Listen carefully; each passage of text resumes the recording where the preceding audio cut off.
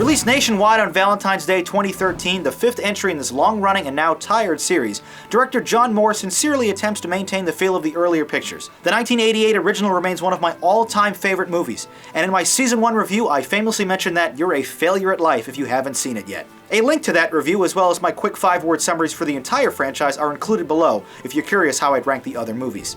But as for the newest sequel, a complete failure on almost all counts, especially considering some of my favorite lines from the trailer are noticeably missing. In Aging Bruce Willis is back as sarcastic New York cop turned invincible superhero action star John McClane, who travels to Moscow to reunite with his estranged son, Jai Courtney, an ass-kicking CIA spy. At 57, Willis is still as amusing and capable as ever, but in this picture he's mostly reduced to playing second fiddle, with all of his best moments coming from his comedic quips rather than his fists and bullets. Following the natural progression of threats in the earlier films that went from building to airport to city to country, the stakes here are global, as the Russian bad guys are apparently after some weapons-grade uranium. The return of the R rating was a welcome sight after the watered-down Live Free or Die Hard, but it is entirely wasted here. The handful of F-bombs we do get, including McClane's signature catchphrase, do very little to redeem this failure.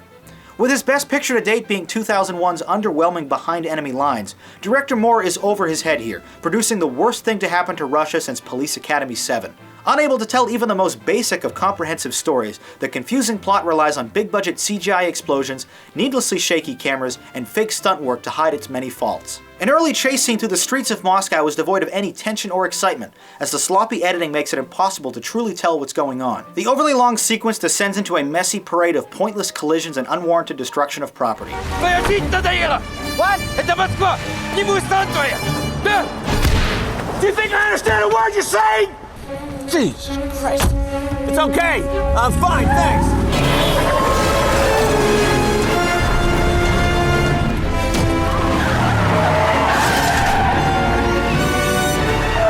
Get out of the way!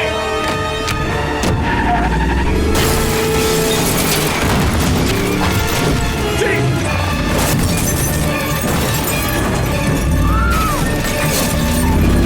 Sorry, ma'am!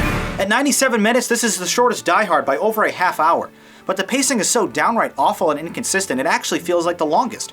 Stretches of uninspired and boring dialogue slow this adventure to a crawl, killing any excitement. Prior to the explosive final act, the father-son duo literally question out loud why they don't just leave early and call it a day. It is honestly embarrassing that the only thing driving this empty plot is McClane remarking that they have nothing better to do. There's no strong villain here, no ticking clock, few memorable action scenes, and nothing remotely close to well-written dialogue. Ignoring real-world geography, the climax takes place in a burned-out Chernobyl's weapon vault, with Willis and Courtney traveling the 12-hour distance in a single scene transition. While it'll no doubt earn back its budget, this picture is a missed opportunity. There are quick moments, jokes, and short action scenes that actually work pretty well, like when Willis lays siege on an invading terrorist group at a compromised safe house. But when it's so uninteresting and poorly executed, it's impossible for even the biggest Die Hard fans to truly enjoy this picture. A good day to Die Hard, fleeting enjoyment, and utter disappointment.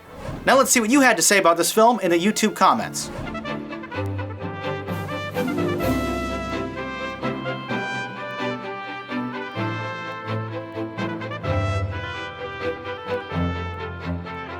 A good day to Die Hard on the Rate-O-Matic, a 5 and a 4. You were unhappy with this picture, with everyone agreeing it's the worst Die Hard yet, but you still enjoyed it enough to give it an alright. I really wanted to like this picture, but between the shoddy pacing, confusing story, bland action, terrible dialogue, short runtime, and jumbled editing, it is honestly amazing I was able to pull enough from this wreck of a picture to momentarily enjoy it enough to score it a meh.